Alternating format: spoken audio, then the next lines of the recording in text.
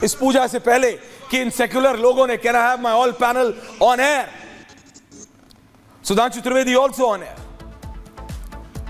कि ये सेक्युलर लोग जो अपने आप को बताते हैं वो जानबूझ के कर रहे हैं। अनुराग भदौरिया जी, आप बताइए, हमारी अगली पीढ़ी को सिस्टमैटिकली बताया जाता है कि आप इसके साथ है, कैन आप विजुअल्स रखो, सिस्टमैटिकली बताया जाता है भदौरिया साहब, सिस्टमैटिकली होली। और मैं बता रहा हूं ये टेक्स्ट बुक्स का पार्ट बन गए हैं, पढ़ाया जाता है होली मत खेलो पानी वेस्ट होता है, दिवाली पे पटाखे मत जलाओ तक समझ आया, अब दीपक भी मत जलाओ, लाइट भी मत जलाओ। क्रिसमस पे लाइट जलाने को किसी की हिम्मत नहीं होती मना करने की, क्यों हो, पर दिवाली पे क्यों हो। और आप सब राजनेता इंक्लूडिंग बीजेपी, सुधांशु त्रिवेदी, अनुराग भदौरिया, रशीदी जी, सरवर, आप सब एक साथ क्यों नहीं आते, बोलते नहीं हमारे त्योहार हमारी संस्कृति है, हम अपनी संस्कृति से जुड़ा रहना चाहते हैं। आपको नहीं बोलना चाहिए अनुराग जी? और यही सवाल मैं सुधांशु जी से भी पूछूंगा। अनुराग जी, शुरू कर रहा हूं आपसे। कमाल की बात है, क्या है कमाल? पैनल पे बैठे हुए लोग और पूरे हिंदुस्तान जी, और आपको भी ऐश्वर्या जी, आपको राय बोलता बड़ी दिक्कत हो, नाम बड़ा गड़बड़ है आपका, ऐश्वर्या कपूर जी, आपको भी के मन में जो होता है वो याद आता है। आज दिवाली है, खुशी का त्योहार है, कोई बात नहीं, आपको ऐश्वर्या राय याद आ रही है, अच्छी बात है। नहीं, आपको भी दिवाली शुभ हो अनुराग ठाकुर जी, हाँ बोलिए, सारी शुभकामनाएं। हाँ बोलिए। लेकिन सवाल यह है कि सभी पूरे हिंदुस्तान में दिवाली धूमधाम से मनाई जा रही है, सब लोग खुश हैं, कहीं कोई दिक्कत नहीं है।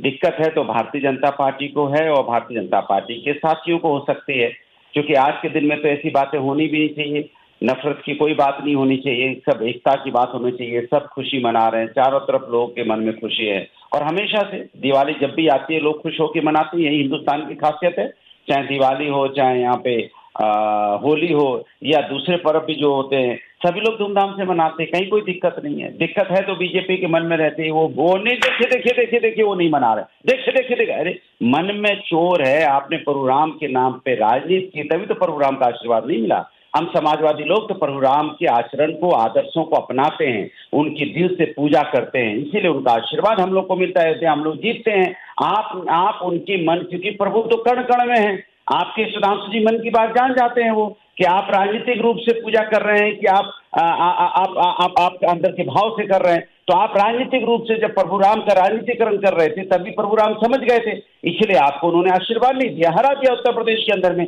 अभी भी आपके समझा दे रहा हूं, मैं आपका भाई होने के नाते आपको सुधांशु जी बता रहा हूं, आप हमारे लखनऊ के हैं, दिवाली का दिन है, परशुराम कण कण में है, इसलिए मन के अंदर कोई पाप मत लाइए, वरना फिर हरा देंगे, फिर आपको तकलीफ होगी, तो अच्छी बात नहीं है। परशुराम का राजनीतिकरण मत करिए, परशुराम को मन से मानिए, जैसे हम लोग मानते हैं ना प्रभु को दिल से मानते हैं, हर धर्मों का सम्मान करते हैं, हम अपनी दिवाली का भी अच्छी तरह से मनाते हैं, तो इसलिए परशुराम का आशीर्वाद हमारे साथ रहता है। इसलिए देखिए प्रभु का इकबाल कायम है हमारे ऊपर, भाई प्रभु ने हमारा इकबाल कायम किया है ना अयोध्या में, कि हमें भारी मतों से जिताया है। इसलिए आपको, और आप अभी कहोगे कि हम 500 वर्षों से संघर्ष कर रहे थे मंदिर के लिए, आप नहीं, हिंदू समाज कर रहा था। आप तो बीजेपी तो अभी आई है, अभी जो कितने दिन हुए बीजेपी को आए, 500 वर्ष में आपका क्या लेना देना है। दूसरी बात, जब परशुराम का भव्य मंदिर बना है, देश संविधान न्यायपालिका से चलता है और बनना भी चाहिए भव्य मंदिर, न्यायपालिका का आदेश है, बन रहा है, और भव्य बने, हम लोग चाहते हैं, और इसमें भव्यता है, सभी लोग चाहते हैं। और हम लोग देखिए इटावा में इतना बड़ा मंदिर बना रहे हैं, आप भी सुधांशु जी आएगा, लेकिन आप आएंगे नहीं, आपकी मजबूरी है, क्योंकि आप परेशान हो जाते हैं, प्रभु के मंदिर कहाँ आएंगे, केदार जो मंदिर नाथ हम बना रहे इतना बड़ा मंदिर, आइए आप इटावा में, किसने आपको रोका है, लेकिन आप नहीं आएंगे, क्योंकि आपको तो राजनीति देखनी है, प्रभु का मतलब थोड़ी है कि आपका, अगर आप सुधांशु जी, तो अनुराग जी पॉइंट टेकन। सुधांशु जी, मैं सिर्फ ये कह रहा हूं, सिर्फ सनातन धर्म के ही सारे त्योहारों के साथ दिक्कत है, और उसमें ये एक सिस्टमैटिक, जो अपने आप को प्रोग्रेसिव, बहुत मॉडर्न लोग बोलते हैं, ये जो एक्सट्रीम लेफ्टिस्ट सोच है कि होली पे पानी बर्बाद होता है मत करो, दिवाली पे पटाखों से, सारा पोल्यूशन पटाखों से हो रहा था, अब उससे उठ के दीपक पे आ गया है कि दीपक मत जगाओ, ग्लोबल वार्मिंग हो रही है, लाइट मत जलाओ। क्रिसमस पे कोई नहीं बोलता, बड़े दिन पे पूरा नॉर्थ अमेरिका और पूरे यूरोप में लाइटें जलती हैं, आज तक कोई नहीं बोलता। ये भारत के ही और सनातनियों के त्योहारों से ही सबको दिक्कत है। सुधांशु जी, बाबा ने बोला आज कि ये जो सेक्युलर कर रहे हैं ये सब देख रहे हैं। सुधांशु जी, देखिए, सबसे पहले मैं कहना चाहूंगा, दीपावली का यह पर्व है तो हर देशवासी को और हर भारतवासी को और विश्व के सभी लोगों को दीपावली के दीव पर्व की बधाई। और उसके साथ साथ यह भी समझिए कि भारत की वैज्ञानिक सोच कितनी गहरी थी। कार्तिक मास की अमावस्या डार्केस्ट नाइट होती है पूरे साल में। क्यों? इस समय ज्योतिष के अनुसार माना जाता है सूर्य अपनी नीच राशि पर होता है, तुला राशि पर, परंतु एंगल के हिसाब से देखें तो इस समय अर्थ जो है सबसे फारदेस्ट और सबसे डार्केस्ट एंगल पर होती है सूर्य के साथ, इसलिए अमावस्या होती है। ये कोई प्रूवन फैक्ट है, इसमें कोई किंतु परंतु नहीं। तो पहले तो इस बात पर हमें गर्व करना चाहिए। अब देखिए, उससे एक दिन पहले धन्वंतर त्रयोदशी होती है, जो आयुर्वेद के देवता माने गए भगवान धन्वंतरी, और भगवान धन्वंतरी ने आयुर्वेद दिया है और ये हमारे धर्म ग्रंथ का हिस्सा है। और इतना ऑथेंटिक डॉक्यूमेंटेड साइंटिफिक डॉक्यूमेंट है ये कि WHO ने जो एक international centre for traditional medicine बनाया है, उसका केंद्र भारत के जामनगर में है। चूंकि आयुर्वेद ही एकमात्र ऐसा ट्रेडिशनल मेडिसिन की विद्या है जिसका बाकायदा डॉक्यूमेंटेड और ऑथेंटिक चीजें जो साइंटिफिकली वेरीफेबल है वो है। अब आप देखिए अगले दिन क्या होता है, अन्नकूट होता है। ये प्रूवन है कि बरसात के बाद अब प्रकृति में रसों को पुष्ट होना शुरू होता है। देखिए, फल भी इस समय से अपने वो गेन करते हैं, शरीर के अंदर भी रसों की पुष्टि होती है। अगर आप कहें तो हेल्थ में गेन करने के लिए, जिनको स्वास्थ्य लाभ करना हो, तो ये समय अब से लेके सबसे अच्छा माना जाता है। पहले तो इस बात के लिए सबको ईमानदारी से भारतीय संस्कृति की ज्ञान परंपरा का सम्मान करना चाहिए। अब मैं आता हूं राजनीति वाली विषय पे, तो मैं कहना चाहता हूं एक और दृष्टि से यह दीपावली आज हर भारतवासी के जीवन की पहली दीपावली है, क्योंकि 5 शताब्दियों के बाद श्री राम लला विराजमान अपनी पूर्ण भव्यता दिव्यता के साथ श्री राम मंदिर में प्राण प्रतिष्ठित होने के बाद आए हैं।